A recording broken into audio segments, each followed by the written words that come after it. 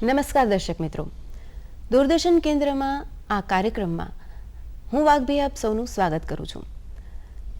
આજના મહેમાનને મળીએ તે પહેલાં કવિ શ્રી રમેશ પારેખે તેમના વિશે શું કહ્યું છે એ જોઈએ. પોતાની જાતમાં કલમ બોળીને લખનાર કવિ, જાણીતા કવિ અને ગઝલકાર ભરતભાઈ વિંજોડાની આજે આપણે વાત કરીએ છીએ. તેમના વિશે વધુ કંઈ કહું તે પહેલાં તેમની જ રચના જરાક કહી દઉં તો વધારે એમનો પરિચય થશે. હજી તો સાંભળવી છે ફક્ત પ્રસ્તાવના તમને, હજી તો સંભળાવી છે ફક્ત પ્રસ્તાવના તમને, હજી પણ ક્યાં કહી છે મેં અહીં કોઈ કથા તમને. તો આવા જ પરિચય મેળવીએ. પ્રસ્તાવના તો મેં આપી દીધી છે અને થોડો પરિચય મેળવીએ. મળીએ ભરતભાઈ વિંજોડાને. નમસ્કાર ભરતભાઈ. સાહેબ, આપ કવિતા અને ગઝલ લખો છો, તો આપનું પહેલાં તો જાણીશું પરિચય કે બાળપણ છે એ આપનું કઈ રીતે વીત્યું અને ક્યાં વીત્યું? બાળપણ, મારો જન્મ જ સાવરકુંડલામાં થયો જી, ને બાપ દાદાથી અમારું મૂળ વતન સાવરકુંડલા જ છે. એટલે ત્યાં જ મારો 22/7/1956 રોજ જન્મ થયો. જી. બાળપણમાં તો આપણે કંઈક કવિતા લખતા ન હોય, પણ અત્યારે મને એવું લાગે છે કે હું જન્મજાત કવિ છું. વાહ. કારણ કે જે બાળકનો જન્મ થતો હોય છે એ મોટાભાગે 9 મહિને થતો હોય છે. એના બદલે મારો જન્મ 12 મહિને થયેલો. એટલે એ મારા માતા પિતા આ બધી વાતો મને કરે કે તારો જન્મ 12 માસ પછી થયેલો. એટલે હમણાં મેં એક મિત્ર છે અમરેલીના, ડૉક્ટર મિત્ર વિનોદ રાવલ, કવિ પણ છે. એને મેં પૂછેલું, મેં કીધું આ 12 મહિને જન્મ થાય હોય એ શક્ય છે? તો કે હા, 12 મહિને થાય. એણે કંઈક અંગ્રેજીમાં એનું નામ આપ્યું કે આ રીતે 12 મહિના પછી જન્મ થતો હોય છે. ને મને એણે એક ઉદાહરણ પણ આપ્યું. મને કે તુલસીદાસનો જન્મ પણ છે ને બહુ મોડો થયો હતો. એટલે મને આ વિચાર એમ કે 12 મહિના સુધી એમ કે હું માતાના ઉદરમાં રહ્યો, તો આપણે જુદું જુદું વાંચતા હોય, સાંભળતા, એમાં ઓશોનું મેં સાંભળ્યું કે ઓશોએ એક સ્થળે કહ્યું છે કે માણસોએ સ્વર્ગની કલ્પના કઈ રીતે કરી. તો ક્યારેક એમ કે એને કંઈક સ્વર્ગ જેવી અનુભૂતિ થયેલી હશે ભૂતકાળમાં, પણ એને યાદ નથી આવતું કે મેં ક્યાંક સ્વર્ગ જોયું છે એટલું ખ્યાલ છે એમ, પણ સ્વર્ગ ક્યાં હતું એ યાદ નથી. એટલે આ સ્વર્ગના જન્નતની બધી જે કલ્પનાઓ છે એ આમાંથી આવી છે. હકીકતમાં સ્વર્ગ જે છે એ જ્યારે બાળક માતાના ઉદરમાં હોય છે ને એ સ્વર્ગીય સ્થિતિ હોય છે. કારણ કે કાંઈ કરવાનું નથી હોતું, બધું એની મેળે થતું હોય છે. એટલે સ્વર્ગીય આનંદમાંથી આ જગત તો દુઃખરૂપ છે, એ આવવામાં મેં આટલો બધો સમય લીધો. એટલે કે ને કે ગર્ભ સંસ્કારમાં જ આપને કવિતા અને આ જગતમાં ગયા પછી તો બધું દુઃખ જ છે. એટલે 12 મહિને જન્મ થયો એવું મને લાગે છે એમ. એટલે હું જન્મજાત કવિ છું એમ માનું છું. કહેવાય છે ને કે જ્યાં ના પહોંચે રવિ ત્યાં પહોંચે કવિ. એટલે આપના કોઈ બાળપણના સંસ્મરણો હોય તો એના વિશે વાત કરો. ગામના બાળપણમાં તો દાખલા તરીકે 5 વર્ષનો સ્કૂલમાં બેસાડવાનો હોય ને, એટલે સ્કૂલ ન જવાની મેં હઠ કરેલી, નથી જવું. પછી એક વખત મારા ફાધર મધરે એક પગ પકડ્યા ને એક હાથ, ટીંગાટોળી કરીને ત્યાં સ્કૂલે લઈ ગયા. સ્કૂલના જે શિક્ષક હતા પહેલા ધોરણના, એ મારા માતુશ્રીની અટક બગડ્યા છે, એટલે એ શિક્ષક પણ બગડ્યા હતા. એટલે અહીંયા જોઈ ગયા હશે કે ટીંગાટોળી કરીને લાવે છે. એટલે જેવા અંદર પ્રવેશ્યા એટલે કે આવો ભાણિયા ભાઈ, આવો આવો એમ કરીને મારા મધર ફાધરને એમણે રજા આપી કે હવે હું સંભાળી લઈશ. એમણે મને ક્લાસમાં લઈ જઈ ને સામે વિદ્યાર્થીઓ બેઠા. એનું શિક્ષકનું નામ દેવજીભાઈ બગડા. તો મને કહે ભાણાભાઈ તમારા આ વિદ્યાર્થીઓ સાથે નથી બેસવાનું, હું અહીંયા જે ચેર ઉપર બેઠો છું અહીંયા તમારે મારી બાજુમાં બેસવાનું છે, મારી બાજુમાં બેસીને તમારે અભ્યાસ કરવાનો છે. એટલે ત્યારથી હું ભણવા માંડ્યો. 4-5 દિવસમાં તો 10 એકડા શીખી ગયો. એટલે અત્યારે એ વિચાર કરું છું તો એવું લાગે છે કે હું એ બાળપણથી જ સ્વમાની હઈશ. જી. કારણ કે ત્યાર પછી મેં કોલેજ સુધી ક્યારેય કોઈએ મને કહેવું નથી પડ્યું કે તું ભણવા જાય એમ. પણ ત્યારનું શિક્ષણ પણ એવું હશે કે જેનાથી આપ પ્રેરિત થયા અને રસ પડવા માટે શિક્ષણ માટે પ્રેરિત એટલે આમણે મને જે માનથી નહીતર એ છાપવું હોય સ્કૂલમાં એમ કે શિક્ષકના હાથમાં પેલી ફૂટપટ્ટી હોય ને એ મારે ને આ થાય ને તે થાય એનો ડર લાગતો હોય. એ ડર પહેલી વખત જ નીકળી ગયો પહેલા ધોરણમાં. એટલે હું ભણતો થઈ ગયો. જી. હવે આપના શિક્ષણ વિશે વધુ વાત કરો કે આપણે કઈ રીતે કેળવણી લીધી બધે, કઈ પછી પ્રાથમિક શાળા 7 સુધી કરી, પછી 8માંથી હું હાઈસ્કૂલમાં આવ્યો. જી. જેવી મોદી હાઈસ્કૂલ છે ત્યાં. એની લાઇબ્રેરી બહુ સરસ. ગામમાં નગરપાલિકાની લાઇબ્રેરી પણ બહુ અદ્યતન.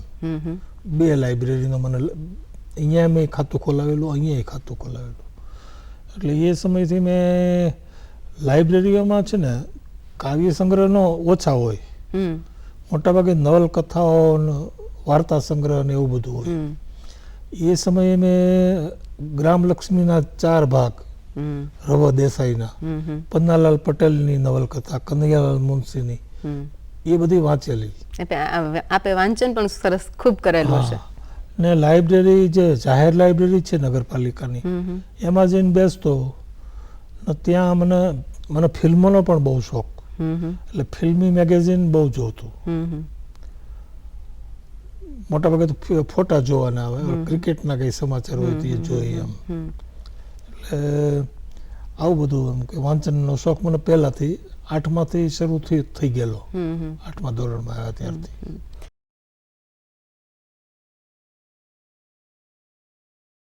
અને શિક્ષણ પછી આપે કાર્યક્ષેત્રમાં કઈ રીતે જોડાયા? કોઈ કવિતામાં એ રીતે આ લાઇબ્રેરીના કારણે જ જોડાયું.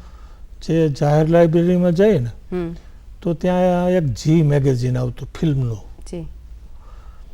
એમાં નાયક નાયિકાઓના ફોટા હોય.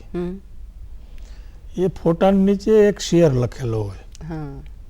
એટલે પહેલાં તો હું ફોટા જ જોતો, પછી આ નીચેનું શેર વાંચવા માંડ્યો.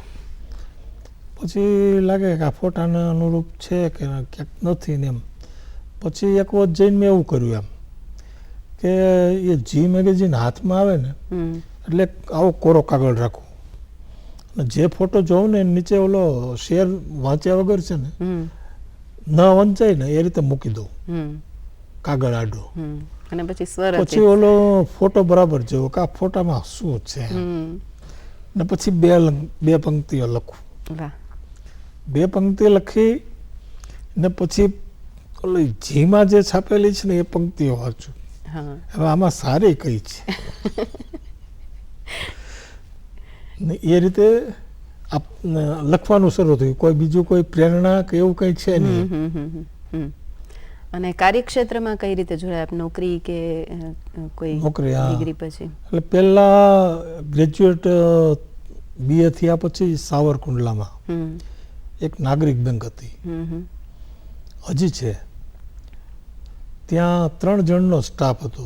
એક કેશિયર હોય, એક આગળ બેઠા હોય ને એક હેડ ક્લાર્ક પાછળ બેઠા હોય, ચેમ્બરમાં મેનેજર બેઠા હોય. એટલે એ લોકોએ મને ને એક બીજા કુરેશીભાઈ એ બેને ટેમ્પરરી રોજમદાર તરીકે રાખેલા ક્લાર્ક. દિવસનો 3 રૂપિયા પગાર. એટલે 30 દિવસનો મહિનો હોય એમાં શનિ રવિની જો રજાઓ આવતી હોય ને જાહેર રજા એ દિવસો કાપી ને મહિને એનું આપણને વેતન મળી જાય એવી રીતે આપતા. એમાં દર ગુરુવારે ઓલા સોના ચાંદીના ધિરાણવાળા આવે. એટલે એ એક સાથે બહુ લાઈનમાં આવે. એના બધાના ફોર્મ ભરવાનું અમારા 2 ઉપર. એટલે અમે 2 નક્કી કર્યું કે આપણે છે ને આપણે 3 રૂપિયા કપાશે. એટલે એક ગુરુવારે છે ને આપણે CL મૂકી દઈએ. એટલે બંને એકસાથે સીએલ મૂકી. હવે આ બધાનું કામ કોણ કરે? એટલે ત્યારે જે મેનેજર હતા ને, બાગી ત્રિવેદી હતા, એના અમારા તરફ સહાનુભૂતિ હતી. તો એણે નાગરિક બેંકનું જે ટ્રસ્ટી મંડળ હોય ને, એની તાત્કાલિક મિટિંગ બોલાવી કે આ 2 જણ નથી તો અમને કેટલી તકલીફ પડે છે. એ મિટિંગમાં જ અમને ત્યાં કાયમી કરીને 220 રૂપિયા પગારથી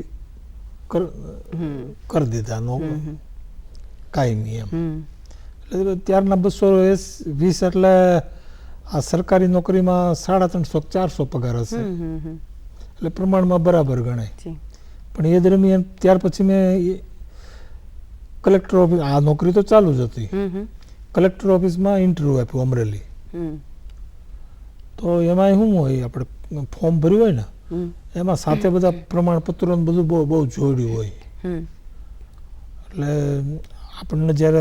આપણને અંદર જ્યારે બોલાવે ને, કલેક્ટર હોય, ડીએસપી હોય, ત્યારે પેલો આપણી ફાઇલ જોઈ લે તો કે આને આટલા બધા શું શેના પ્રમાણપત્રો ને બધું જોયું હોય ને, પછી કે આ એને પ્રશ્નો શરૂ કર્યા કે તમે ક્યાં સુધી ભણ્યા? તો કે બીએ. તો ક્યાં વિષય હું રાખ્યો? તો ગુજરાતી. તો ગુજરાતી શું કામ રાખ્યો? એટલે બધા મારા લગતા જ પ્રશ્નો કર્યા એમ મને. તો કે મને સાહિત્યમાં રસ છે ને કવિતા લખવાનો શોખ છે, એટલે તો કે તમને શોખ છે કવિતાનો, તો તમારા પ્રિય કવિ કોણ? એટલે ત્યારે છે ને એ 1979-78ની વાત છે એમ. ત્યારે ચીનુ મોદી ઈર્ષાદ થઈ ગયેલા. એટલે ઈર્ષાદનું ચીનુ મોદીનું નામ મને યાદ આવી ગયેલું. એટલે મેં કીધું ચીનુ મોદી. તો કે ચીનુ મોદીની 4 લીટી બોલો. એટલે મેં તો શરૂ કરી, આ તરસનું બાળ છે તાપસ ન ગણ, છળ કપટ છે છળ કપટ સાહસ ન ગણ, ડુંગરાનું રૂપ ધારી ટેકરી તું નિકટ આવી મને માણસ ન ગણ. એટલો ઇન્ટરવ્યુ આપ્યો. મને એ સાહેબે કીધું કે નોકરી મળે ત્યારે ખાલી કવિતા ન કરતા. એટલે મને મગજમાં નક્કી થઈ ગયું. મેં કીધું આમણે મને સિલેક્ટ કરી લીધો છે. એટલે પછી ઓર્ડર આવ્યો. શનિવારે હું નાગરિક બેંકમાં નોકરી કરતો હતો. મારા ફાધર પોસ્ટમાં નોકરી કરે. એ ઓર્ડર લઈને મારી બેંક આવ્યા. મને કે તારો ઓર્ડર આવી ગયો. એટલે ત્યાં મેં રાજીનામું લખ્યું શનિવારે, ને સોમવારે નવી પોસ્ટમાં હાજર થયો. એટલે વચ્ચે કોઈ ગેપ નથી આવ્યો. અને ત્યાં જ પછી નિવૃત્તિ. હા, પછી તો અમરેલી જિલ્લામાં જુદા જુદા તાલુકામાં નોકરી કરી હોય, પણ મોટાભાગની નોકરી મેં અમરેલી કરી. અમરેલી જ્યારે મને નોકરી મળી ને, ત્યારે આ મુદ્રા સંસ્થા નવી શરૂ થયેલી, ને દર શનિવારે કવિઓ મળે એમ, 8-10 કવિઓ. ને એ કવિઓ જેણે નવું લખ્યું હોય એ વાંચે. એટલે મને ત્યારે છે ને રમેશ પારેખ તો ત્યારેય મોટું નામ હતા. એટલે શનિવારની નો ડર એટલે લાગે કે આ બેઠકમાં રમેશ પારેખ કવિતા વાંચવાના છે. એની જ્યારે કવિતા વાંચવાના છે ત્યારે આપણે કવિતા વાંચવાની છે. એટલે એ કવિતા જેમ તેમ નહીં ચાલે. એના કારણે લખવાની જે ગ્રીપ છે ને વધી ગઈ. એ રીતે એમાં દર શનિવારે શું હોય, અમારે રાત્રે 12:30 બસ એક અમદાવાદ સાવરકુંડલા મળે. 9 વાગે બેઠક શરૂ થાય, 12 વાગે પૂરી થાય. મને 12:30 વાગે બસ મળે કુંડલાની. એટલે ઘરે 1:30 વાગે પહોંચું. એટલે શનિવારે એ રીતે મોડો જતો ઘરે. અપડાઉનથી જ નોકરી કરી મેં આખી જિંદગી. પણ આપને ડેસ્ટિની જે કવિતાની હતી કે કાવ્ય સંગ્રહ સુધી પહોંચવું, કવિતા સુધી પહોંચવું, તો એ પહોંચાઈ ગયું આપને. હા, આ તમે જે પંક્તિ રમેશ પારેખનું જે વિધાન ટાંક્યું ને, એ એણે 1984માં જનસત્તામાં એની કોલમ શરૂ થયેલી. મને કે તમારી કેટલીક કવિતાઓ હશે? મેં કીધું હશે. તો મને કે એક સ્ક્રિપ્ટ તૈયાર કરીને લેતા આવવાનું. તો મેં આ કોલમ છે તે અમારે ક્યાંક એમ લેવા થાય એમ. તો મેં સ્ક્રિપ્ટ તૈયાર કરીને આપી. તો થોડોક સમય થયો તો આ લેખ આવ્યો. એ બહુ પણ એ વખતે 1984 મને કહેતા કે તમે સંગ્રહ કરી નાખો. પણ મારા મનમાં એક વાત એવી બેસી ગયેલી કે અકાદમીની સહાય લઈને આપણે સહાયથી કઈ થોડા સંગ્રહ થાય, આ ન કરાય તે કોઈ પ્રકાશક સંગ્રહ કરે ને ત્યારે જ આપણે પુસ્તક કરવું એમ કરીને 1984 થી છેક 1994 પહેલો સંગ્રહ મેં આપ્યો. 94 એટલે માટે આપ્યો સાહિત્ય પરિષદે કર્યો, પ્રકાશન એણે કર્યું. અત્યારે મને એ બે ખૂબી સમજાય છે કે રમેશ પારેખ જેવી મોટી હસ્તી મને સંગ્રહ કરવાનું કહેતી હતી ને મેં ન કર્યો, એટલે હું ખરેખર એ સમયે મૂર્ખ ગણાવ. કારણ કે દાખલા તરીકે 1984 હું તો 1973 થી લખતો હતો, પણ 1984 જે લખવા વાળો હશે એણે 1988 સંગ્રહ કરી નાખ્યો હશે. મારો સંગ્રહ તો 1994 આવ્યો, તો 88 જેનો સંગ્રહ થયો છે જેને લખવાનું જ 84 શરૂ કર્યું મારાથી સિનિયર ગણાશે.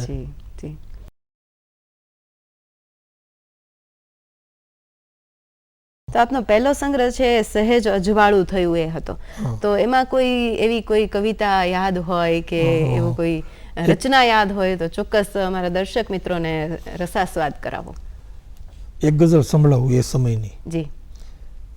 ના ગમે તો વાત સાંભળવી નથી, ના ગમે તો વાત સાંભળવી નથી, કાન એ કોઈની થૂકદાની નથી, અણગમો આવે તો તોડી નાખીએ, શબ્દની કંઈ જાત ઇન્સાની નથી, અણગમો આવે તો તોડી નાખીએ, શબ્દની કંઈ જાત ઇન્સાની નથી, બસ નથી ગમતું અને પીતો નથી, આ કોઈ મારી મુસલમાની નથી, બસ નથી ગમતું અને પીતો નથી, આ કોઈ મારી મુસલમાની નથી, ને પેટ ફૂટે તોય ના ભાગી છૂટે, એટલો આ જીવ અજ્ઞાની નથી, પેટ ફૂટે તોય ના ભાગી છૂટે, એટલો આ જીવ અજ્ઞાની નથી, સ્પર્શની એકેય નિશાની નથી, આ ત્વચામાં એવી નાદાની નથી. વાહ વાહ, બહુ સરસ. એટલે લખતા જ કે ને કે લઈયો થાય, એટલે લખતા લખતા આપ અત્યાર સુધી આજ સુધી પહોંચ્યા છો અહીંયા, તો આપને ઘણા બધા પારિતોષિક પણ મળ્યા છે. તો આપને ખાસ કયા પારિતોષિક છે એમાંથી ઘણા બધા આપના પાસે પારિતોષિક છે, તો એમાંથી આપને કોઈ પણ એવા હોય કે જે ડ્રીમ હોય, એક સ્વપ્ન હોય કે આ પારિતોષિક છે મને મળ્યું એ મારું સ્વપ્ન હતું? એટલે પારિતોષિક મેળવવું એવા કોઈ ધ્યેયથી નહીં, પણ આમ સહજ રીતે મળી ગયો ને. દાખલા તરીકે 2006 મારો ત્રીજો સંગ્રહ આવ્યો, પ્રેમપત્રોની વાત પૂરી થઈ, તો એ અકાદમીએ એને પ્રથમ પારિતોષિક આપ્યું. એ પહેલા હરીન્દ્ર દવે પારિતોષિક 2005 શરૂ થયેલું, તો બીજા જ વર્ષે 2006 એ પારિતોષિક આને એક સાથે બે પારિતોષિક આને મળ્યા. એટલે ત્યારે આનંદ થયેલો બહુ. અને ઘણા આપને મળ્યા છે, જેમ કે દર્શક છે, દર્શક સન્માન 2012 મળ્યું. આ પછી આ દિલીપ ચ મહેતા ગઝલ પારિતોષિક ગુજરાતી સાહિત્ય પરિષદનું, એમાં 2 વર્ષની રચનાઓ, 2 વર્ષના કાવ્ય સંગ્રહ હોય, 2014 ને 15, એમાંથી શ્રેષ્ઠ કાવ્ય સંગ્રહને ઇનામ મળે. એમાં મારા એ લાલ લીલી જાંબલીને પારિતોષિક મળ્યું. હવે પારિતોષિકની રકમ તો બહુ 500 રૂપિયા હોય, પણ જે સાહિત્ય પરિષદ છે બહુ 115-20 વર્ષ જૂની છે. ગાંધીજી એના પ્રમુખ હતા, ઉમાશંકર જોશી હતા, સુંદરમ હતા.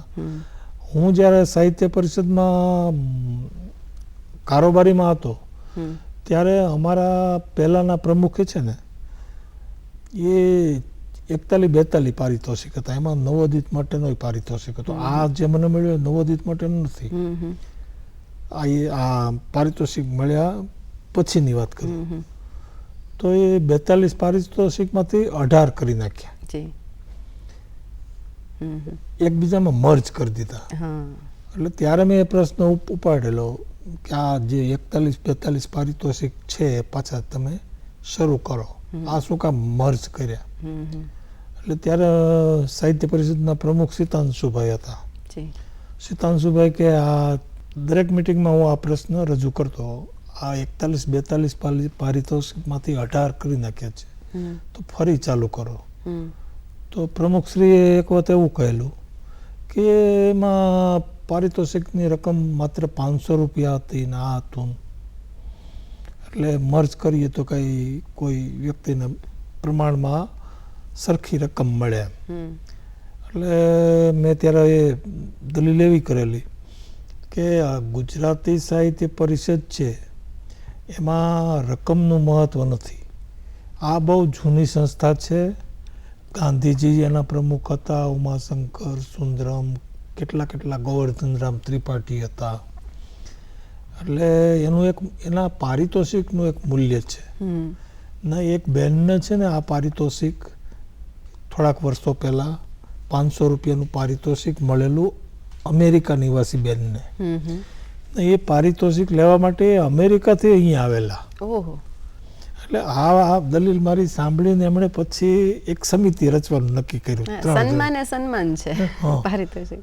એટલે એ પરિષદનું છે ને એનું મૂલ્ય છે બહુ.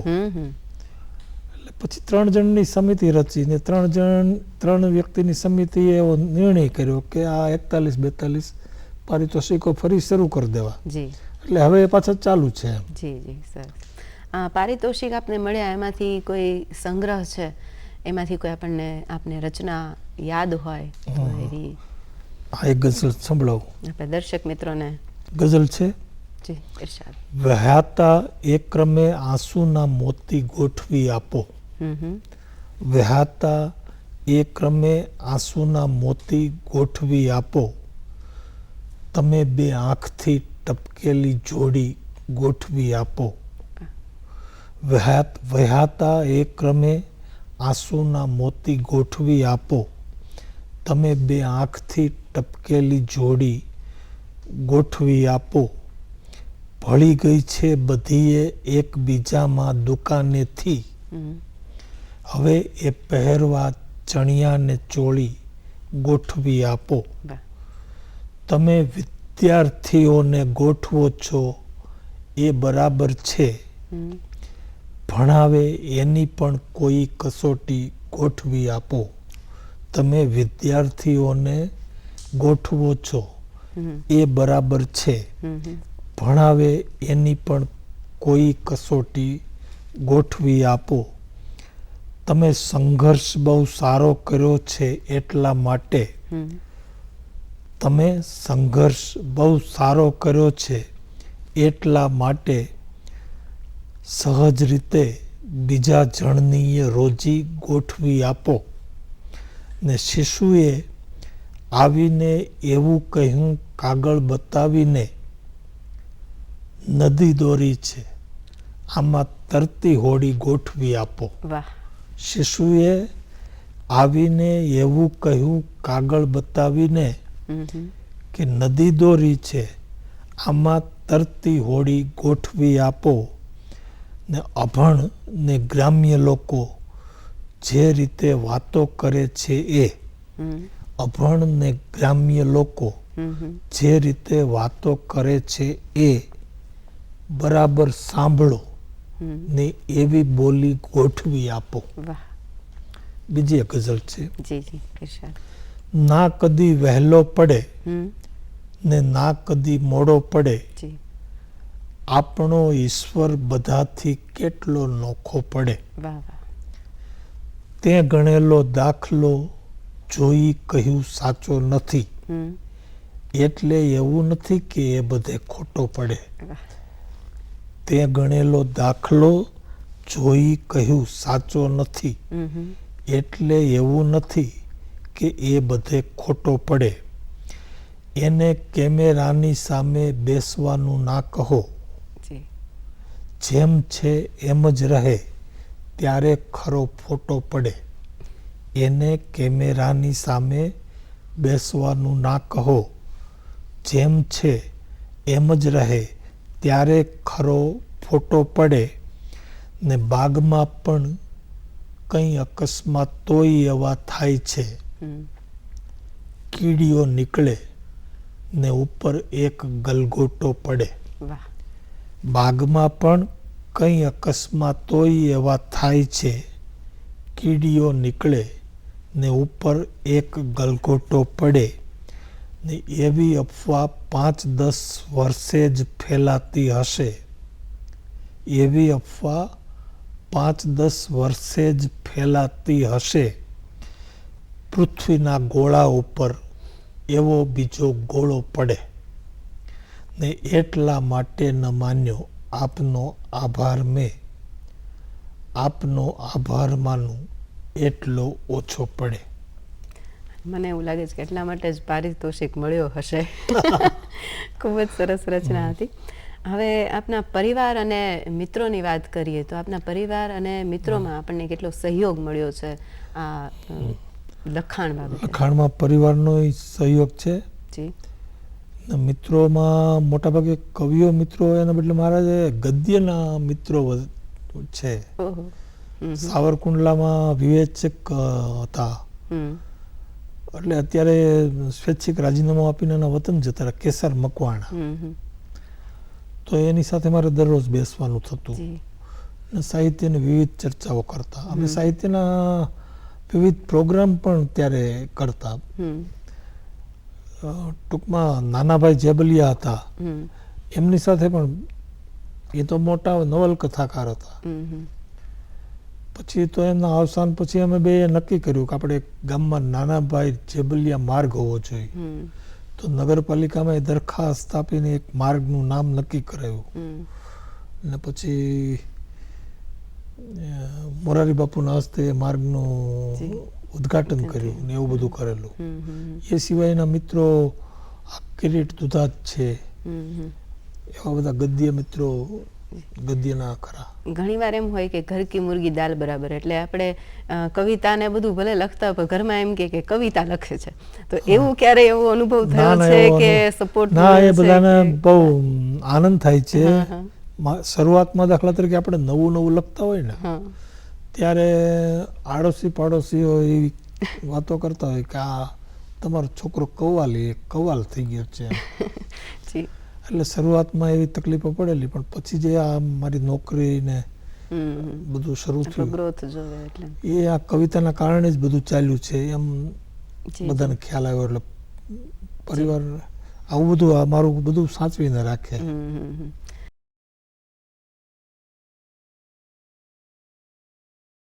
હવે દરેક આપણે સફળતા તો જોઈએ છીએ કે દરેક વખતે આપણી જર્ની હોય, પ્રયત્નો હોય, પણ એની સાથે સંઘર્ષો પણ આવે. તો આપણે સંઘર્ષો આપને ક્યાં નડ્યા અથવા તો કયા સંઘર્ષોનો સામનો કરવો પડ્યો એના વિશે જણાવો. સંઘર્ષો તો એવા લખવા સિવાયના કોઈ સંઘર્ષ મારા ધ્યાનમાં નથી. એમ એટલે આપ કલ્પનાથી લખો છો કે તો રિયાલિસ્ટિક લખીએ તો એમાં દાખલા તરીકે લખતી વખતે એક શેર કહું, ખરી કસોટી હજી પણ થવાની બાકી છે, હજી વધારે તને ચાહવાની બાકી છે. તો આવા પ્રણય કાવ્યો મેં બહુ લખ્યા છે. સૌથી વધારે પ્રમાણ હોય તો પ્રણય ભાવના શૃંગારના કાવ્યોનું છે. પણ એમ કે આની કોઈ નાયિકા છે તો વિચારમાં પડી જાવ, કોઈ નાયિકા તો કોઈ છે નહીં. એ બધું તો એમને એમ લખ્યું છે. એટલે આપણે સમાજમાં જોતા હોય તો કોઈ વ્યક્તિનો આપણને અવાજ ગમ્યો હોય, કોઈનો ચહેરો સુંદર હોય, કોઈની આંખો સુંદર હોય, કોઈના હાથ સુંદર હોય, આ બધું મિક્સ થઈને એક નાયિકાનું કાલ્પનિક ચિત્ર બનતું હોય છે. એના ઉપર આપણે લખતા હોય છે. એટલે કવિતા લખવા માટે વિઝન હોવું જોઈએ અથવા તો વિઝ્યુઅલાઇઝ થવું જોઈએ. આવું હોય છે કલ્પના શક્તિ, યસ, મનોચિત્ર. આપણે સાંપ્રત પરિસ્થિતિને લખતા હોય ત્યારે એ બધું હોય છે એમ. પણ જ્યારે આ બધું પ્રેમની વાતો કરતા હોય છે ને ત્યારે એ બધું બહુ વાસ્તવ હોતું નથી એમ. એમાં બધું સુંદર સુંદર બધું જુદા જુદામાંથી બધું ભેગું થઈને એક બન્યું હોય છે. સરસ રૂપ બને. જી, બિલકુલ. હવે આપ ગઝલ અને કવિતામાં અછાંદસ અને છંદ ને એના વિશે જણાવો. આપ કઈ રીતે લખો છો અને ક્યાંથી આ શરૂઆત થઈ છંદમાં લખવાની? એટલે મેં તમને જી મેગેઝિનની જે વાત કરી ને એ રીતે મેં લખવાનું શરૂ કર્યું. જી. તો ગામના એક મિત્રે મને વાત કરી, મને કે આપણા ગામમાં એક ચુનીભાઈ ઠક્કર છે, એ ભિક્ષુ વિહારીલાલના નામે ગઝલો લખે છે, એ આ બધું જાણે છે. એટલે હું એમને મળ્યો તો એનો પરિચય કર્યો. મેં કીધું મારે આ છંદ આના શું હોય? મને કે છંદ એવું કાંઈ ન હોય, તમારા ફિલ્મનું ગીત છે ને, બહારો ફૂલ બરસાઓ મેરા મહેબૂબ આયા હૈ, એટલે કે આ ધૂનમાં તમે લખો ને એટલે મફાઈલુન છંદ, લગા ગા ગા લગા ગા ગા, એ 4 આવર્તન એની મેળે આવી જાય. એટલે બીજા દિવસથી જ મેં લખવાનું શરૂ કર્યું. મફાઈલુનમાં લખાઈ ગઈ. મને એણે એક સંગ્રહ આપેલો, દિલહર સંઘવીનો કસ્તુરી. એટલે એ પહેલાં મેં સંગ્રહો તો જોયેલા, પણ પરફેક્ટ આમ ગઝલના છંદ ને બધું બરાબર હોય એવો એ સંગ્રહ હતો. એટલે એમાં હું જોતો ગયો કે આમાં શું છે એમ. એ ગઝલોથી હું બહુ પ્રભાવિત થયો. એટલે પ્રેક્ટિસ કરતા જઈએ એમ. એટલે એમાં દાખલા તરીકે એક શેર હોય, આંખડી મીચાય છે જોશું હવે, એ હવે દેખાય છે જોશું હવે. એટલે વાંચીને કે આનો છંદ હશે, આમ કાગળ ઉપર નક્કી કર્યો કે ગા લગા ગા ગા લગા ગા ગા લગા, આનો છંદ છે. એટલું તો નક્કી થઈ ગયું. એટલે એ છંદમાં લખવાનું શરૂ કર્યું. પછી કે આંખડી મીચાય છે જોશું હવે, એવું આમણે લખ્યું છે. તો આંખડી મીચાય છે ને જોવાની વાત કેમ કરે છે? તો એમ સમજાણું કે આંખો મીચીને કલ્પનામાં જોવાની વાત છે આ. એટલે છંદ સાથે કલ્પના શક્તિ પણ ભળવી જોઈએ. એમાં કંઈક શેરિયત તો આવી જોઈએ ને. એટલે પહેલો મિનિંગ એમ કે આંખડી મીચાય છે, આંખ મીચીને કલ્પનામાં જોશું. પછી થોડાક દિવસ પછી પાછો એ ગઝલ ધ્યાનમાં આવી. તો કે આ શેરમાં તો ઊંઘી જવાની વાત છે, આંખડી મીચાય છે એટલે ઊંઘ આવવી. એટલે ઊંઘ આવે છે, ઊંઘમાં એટલે ઊંઘ આવે છે એટલે ઊંઘમાં સપનું આવે. એટલે સ્વપ્ન આવે સ્વપ્નમાં એમ કે એ દેખાશે એમ. એ મને એમાંથી એનો બીજો અર્થ પકડાણો. થોડાક સમય પછી એનો એ શેર ફરી જ વાંચવામાં આવ્યો, આંખડી મીચાય છે જોશું હવે. ત્યારે મને પાછો એનો ત્રીજો અર્થ સમજાણો કે અરે આ તો મૃત્યુની વાત છે. આંખ મીચાય છે એટલે આંખ મીચાવી એટલે મૃત્યુ થવું. ઘણા બધા મૃત્યુ થવું એટલે ભગવાનની આગળ જવું, ભગવાનની આગળ જવું એટલે ભગવાનને જોવા. એટલે એકનો એક શેર કેટલા અલગ અલગ પેલામાં જાય છે. એટલે ગઝલના દરેક શેરમાં આવી શેરિયત હોવી જોઈએ. એ પણ મને એમાંથી સમજાયું. ઊંડાણ આ મેં કે છંદ શાસ્ત્ર કે કોઈની આગળ હું શીખવા નથી ગયો. આ બધું આપણે જાતે બીજાની ગઝલો વાંચીએ. ખાસ તો ફિલ્મોની જે ગઝલો છે ને, 1955 થી માંડીને 75 સુધીની એમાં જે ગઝલો છે એની આપણે ધૂન સાંભળીએ ને, તો એમાં જેટલી ધૂનો છે એટલા છંદમાં ગુજરાતીમાં હજી ગઝલો નથી લખાય. એટલી જુદા જુદા છંદમાં ફિલ્મી ગઝલો છે. તો એ ગઝલો આકાશવાણીમાં ને એ બધે સાંભળીને એની ધૂન યાદ રહી જાય.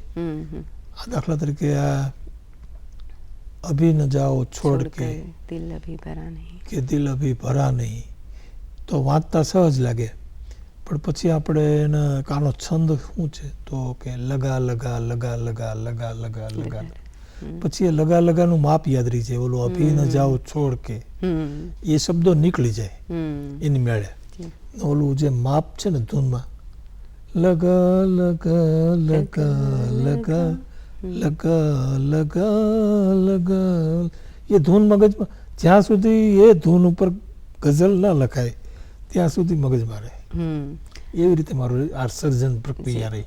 પણ ક્યારેક એવું નથી લાગતું, આપે કીધું કે ગુજરાતી ગઝલો ઓછી છે, તો ગુજરાતીમાં લખવું એ ભાષામાં ગઝલ કે કવિતા લખવી એ થોડી અઘરી છે અથવા થોડુંક એના માટે વધારે સંઘર્ષ? ગઝલમાં તો એમ અત્યારે ગણાય કે આ ઉર્દુ પછી છે ને બીજા ક્રમે ગુજરાતી ગઝલ આવતી હશે, હમ હમ હમ હિન્દીની નહીં આવતી હોય. હમ હમ એટલી સમૃદ્ધ ગઝલ છે ગુજરાતીમાં. જી બિલકુલ. તેમ છતાં એને લખવી એટલી જ ઉર્દુ જેટલી જ કદાચ ડિફિકલ્ટ અઘરી હશે. હા, દરેક ભાષાનું પોતાનું એક મિજાજ હોય છે. તો દાખલા તરીકે આ અભી ન જાઓ છોડ કે, એ હિન્દી ઉર્દુમાં લખવું એ લગા લગામાં બહુ સહેલું પડે. તો આપણા ગુજરાતીમાં છે ને જૂજ રચનાઓ જ આ છંદમાં નીકળશે. સડકની વચ્ચો વચ્ચ સાવ કાગડો મરી ગયો, આ રમેશ પારેખની છે, એવી જૂજ રચના જ તમને મળશે. કારણ કે એ છંદ છે ને એ હિન્દી અને ઉર્દુ માટે બહુ ફિટ છે, ગુજરાતી માટે એટલો ફિટ નથી થતો. પણ એ ફિટ ન થાય એમાં ફિટ કરવું એ પણ એક સંઘર્ષ. હા, એટલે બધા છંદથી એટલે દૂર ભાગે, પછી અછાંદસ લખવા માંડે કે છંદ છે નથી બહુ અનુકૂળ આવતા તો અછાંદસ લખવા માંડીએ એમ.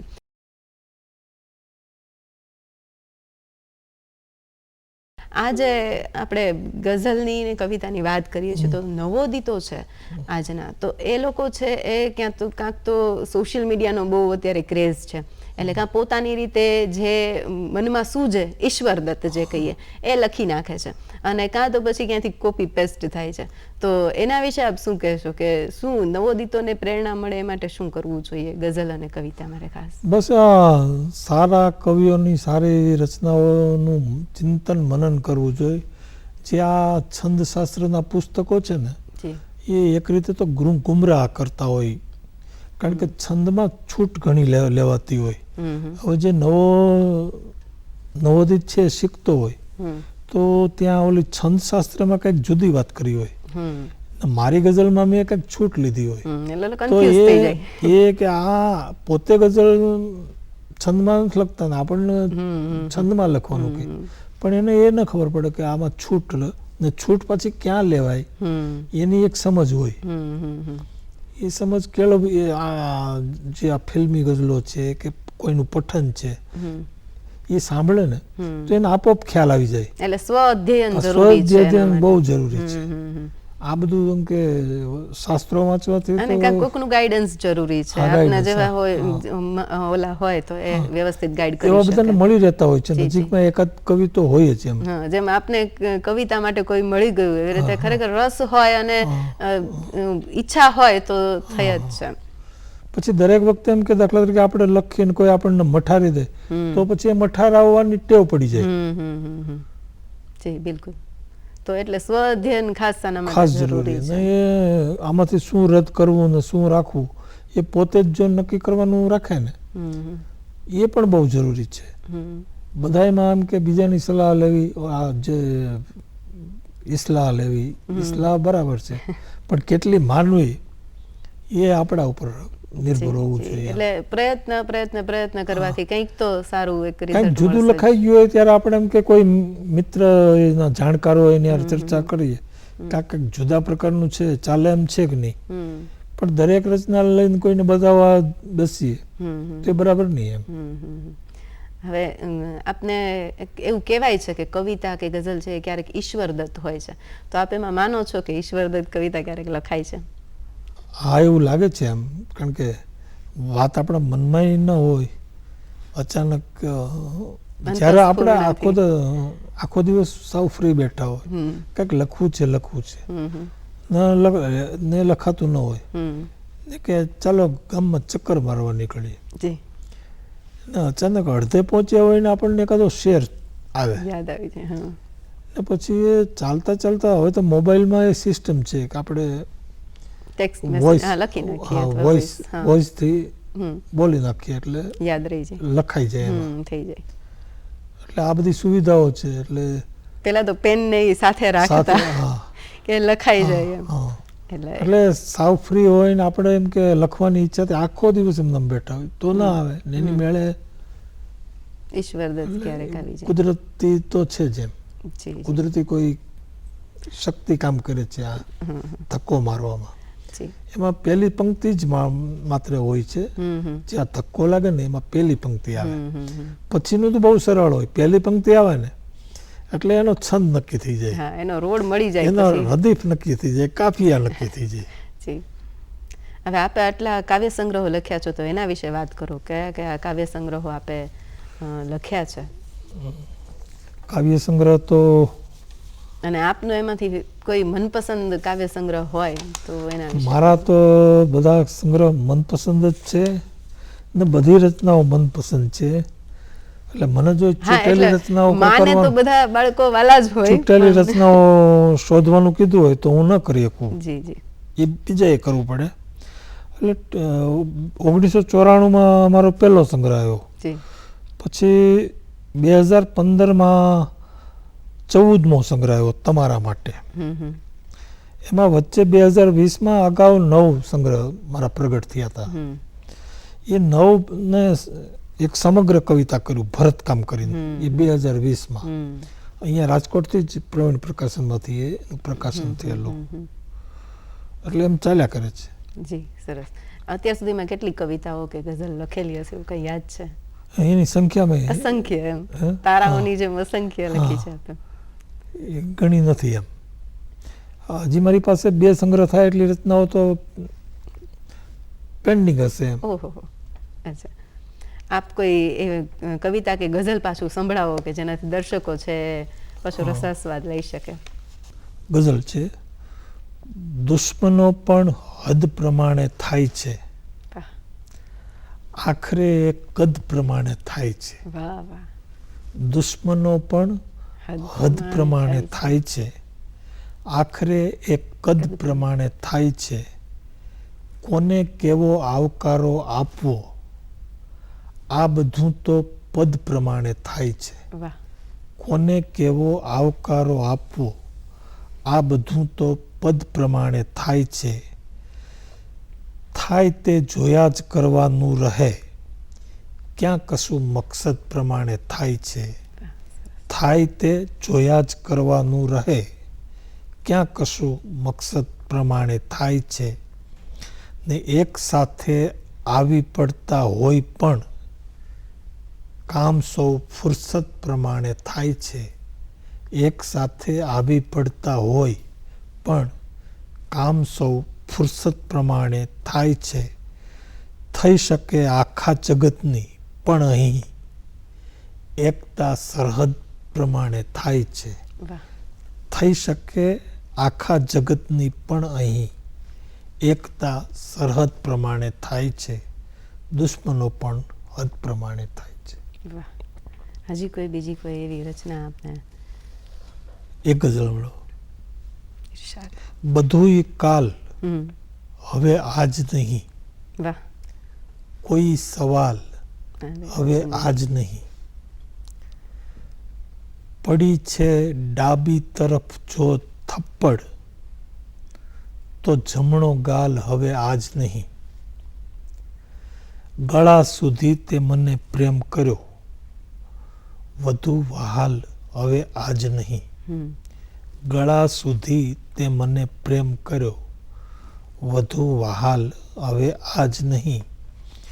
ને પ્રમાણસર હું રહ્યો છું જીવી, કશી બબાલ હવે આજ નહીં. વિચારવાદે જૂની બાબત પર નવો ખ્યાલ હવે આજ નહીં. વાહ, ખૂબ સરસ. હવે અંતમાં આપ શું કહેશો? કોઈ સંદેશ કે કવિતા અને ગુજરાતી ભાષા આમ તો અને પછી કવિતા અને ગઝલ માટે નવોદિતોને શું કરવું જોઈએ, અથવા તો જે પારિતોષિક માટે અત્યારે જે સન્માન માટે જે ખેંચાતાણી થાય છે અથવા તો કોઈ પુરસ્કાર માટે એવું થાય છે, તો એના માટે આપ શું કહેશો? એટલે એ બધું સહજ રીતે મળતું હોય છે અને જે સહજ રીતે મળે એનો એક પ્રકારનો આનંદ હોય છે.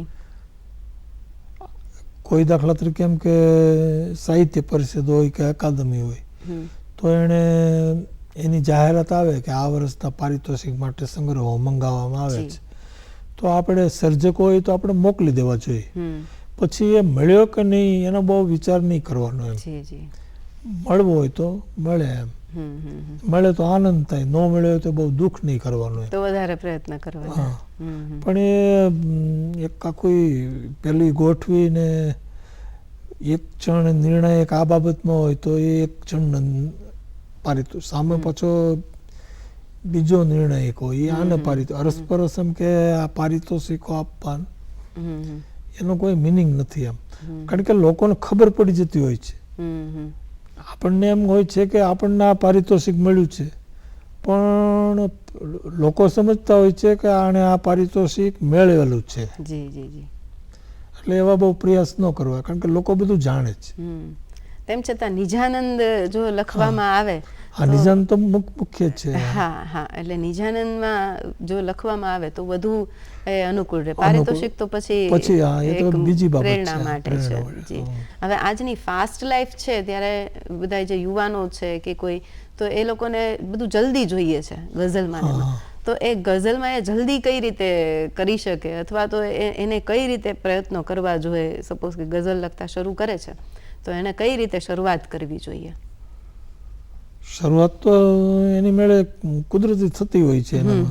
હા, એ તો અંદર એને રસ જાગે એટલે થાય. પણ ઘણીવાર શું છે કે 5 વર્ષમાં એમ કે અત્યારે છે ને ઘણાને હું જોઉં છું કે એની 30 વર્ષની ઉંમર હોય ને એને લખવાનું શરૂ કર્યું હોય. એટલે 30ની ઉંમરે શરૂ કર્યું હોય, પણ જાણે એને એવું હોય કે 40 વર્ષે હું મૃત્યુ પામવાનું છું. એટલે 30 થી 35માં છે ને એને યુવા ગૌરવ પુરસ્કાર મળવો જોઈએ, આ મળવું જોઈએ, તે મળવું જોઈએ, એવી રીતે દોડતા હોય છે. પછી 35 થી 40માં બીજા માટે, ત્રીજા માટે છેક એને છે ને પેલો દિલ્હી સાહિત્ય અકાદમીનો જ્ઞાનપીઠ પણ લઈ લેવો હોય છે.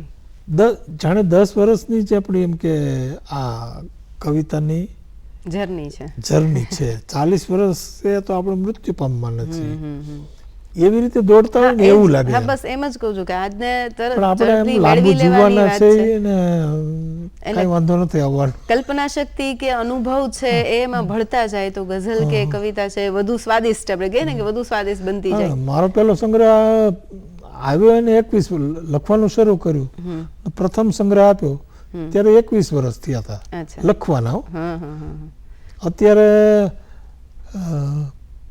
કવિતા લખવાના વન પ્રવેશમાં હું છું. હવે આપને છેલ્લે કે સૌથી પહેલા પ્રસ્તાવનામાં હું બોલી હતી કે કવિ શ્રી રમેશ પારેખે આપને કીધું કે પોતાની જાતમાં કલમ બોળીને લખનાર કવિ. તો આ શબ્દો આપે સાંભળ્યા અથવા તો ક્યાંય જોયા તો આપને કેવું અનુભૂતિ થઈ? ત્યારે તો એવું હતું એ સમય કે કોઈને છાપામાં નાના એવા નામ આવે ને તો એ ઝીણા અક્ષરમાં એ વર્ષો સુધી સાચવી રાખે, એના બાળકો એ સાચવી રાખે. એમાં રમેશ પારેખે જ્યારે આ લેખ કર્યો અડધા પાનાનું કોલમ, એટલે તો બહુ મોટી વાત હતી. એટલે જે મારી આસપાસના જે મારી ટીકા કરવાવાળા હતા એ પણ બધા સ્તબ્ધ થઈ ગયા. કારણ કે આ એના માટે તો આ એક નામ છપાવવું જેના માટે મુશ્કેલ હોય, એને આવી કોલમ એમ કે કોલમમાં આખી કોલમ આવે એમ અડધા પાનાનું છાપાનું, તો એના કારણે મને બહુ ફાયદો થયો. અને એ રમેશ પારેખે જે ત્યારે જે લખ્યું છે ને એ કોલમમાં, ત્યાર પછીના વિવેચકો મારી ગઝલની મૂલવણી કરતી વખતે છે ને એને અનુસરે છે એમ કે આને ઝીણી આંખથી વાંચવા જેવા છે, આને આમ કરવા જેવા છે, એની એ જ વાત ચાલે છે. કોઈ નવું એમાં સંશોધન આવતું નથી એમ, એ પણ મને લાગે એમ. હવે કવિતા અને ગઝલ છે એના વિશે આપ શું કહો છો? આપના અનુભવો છેલ્લે કન્ક્લુઝન આપણે શું કહેવા માંગો છો? મને તો કવિતા લખવાનો આનંદ છે. આ કવિનો તો મજા ના આવે એવું લાગે એમ. એક મેં શબ્દ સાંભળ્યો તો ઇકીગાય, તો આ એક એના જેવું છે કે એક આપણા જીવનનું એક ધ્યેય હોય ને એવું. તો તમારા જીવનનું ધ્યેય છે એ આપણા જીવનનું ધ્યેય કવિતા અને ગઝલ છે, તો એના વિશે આપ શું અનુભવો છો? અનુભૂતિ શું છે? કોઈ એક વાક્યમાં કે એક આનંદની જ અનુભૂતિ છે, સિવાય કંઈ નહીં.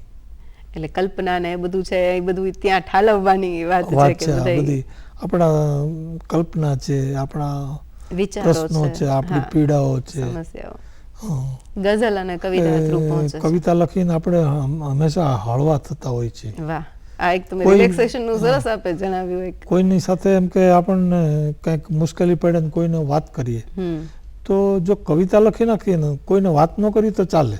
વાહ, કોઈ જરૂર ન પડે કોઈ માણસની. જી જી, બિલકુલ બિલકુલ. એક સધિયારા જેવું લાગે, એક સાથી જેવું લાગે. જી, સરસ. તો આજે ખૂબ સરસ માહિતી મેળવી ભરતભાઈ વિંજોડા પાસેથી, અને સાથે એમણે કવિતાનો રસાસ્વાદ પણ કરાવ્યો. એ પણ ખૂબ જ મજા આવી હશે દર્શકોને સાંભળવાની. તો દૂરદર્શન કેન્દ્ર વતી આપનો આભાર સાહેબ. નમસ્કાર. આભાર.